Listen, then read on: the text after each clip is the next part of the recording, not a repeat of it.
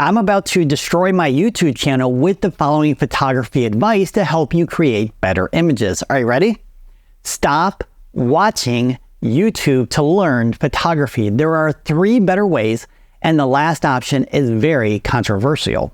Now, I'm not saying never to watch another YouTube video again because it is convenient and easier than the methods I will share. Well, actually, that's not true since the last one is even easier. And I guarantee that when you apply this method, your images will be 10 times better instantly.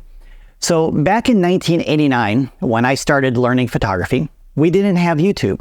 We had to rely on an old school method, which was to, well, read books. Now, if you're like me, I learn best by watching a video and reading. So by engaging your mind with reading versus only watching a video, you will automatically begin laying the seeds for remembering the content when it matters most at the time of the photo shoot. So let me know in the comments your preferred method of learning: videos, reading, or both. All right, so this next technique is another method we used pre-internet, and that is to physically go out and practice what you learn immediately because, again, if you're like me, well, you're going to begin to forget what you learned after a few hours. Then life gets in the way, and a week or 2 later, you're back trying to relearn it. So the sooner you can put the content into practice, the better your chance of remembering it. Now, going out and shooting is a great hands-on experience, and that's exactly what I did from 1989 to 2000, but the learning curve was extremely slow since I was a starving artist and could only afford a roll of film or 2 each week. Now, everything changed in 2001 for 2 reasons. That was the year I picked up my first digital camera, and more importantly, I immediately started implementing another technique for creating amazing images. So in 2001, that was my first year as a full-time self-employed wedding photographer, and I didn't have much experience shooting weddings. The only training I had came from working with another photo studio the year before, and they pretty much fired me after 5 weddings.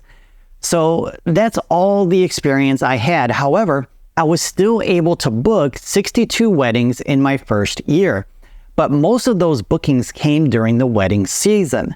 Now, my lack of experience meant that I had a limited portfolio. I think I had only 7 or 8 images with which to book clients. So my goal with those first few weddings at the beginning of the year was to build up my portfolio with tons of amazing images to make it easier to book more weddings. So the internet had only been around for a few years, and I found a few websites with amazing wedding images. So I studied them, made a list of the ones I wanted to steal, and then for each wedding, I'd recreate the exact same image, but I took it one step further by creating a composition that was different from the one I was copying from. So after shooting over 100,000 images that year, I created hundreds of unique images for my portfolio that were better than those I copied. And I know they were better based on client feedback since I booked many more weddings that year and each year thereafter. I have no doubt you can train your brain to see beautiful compositions immediately for any genre by improving on great images. If you found this video helpful, please do me a favor and hit the like button. Then watch this video next to discover what the pros know about ISO that you should know.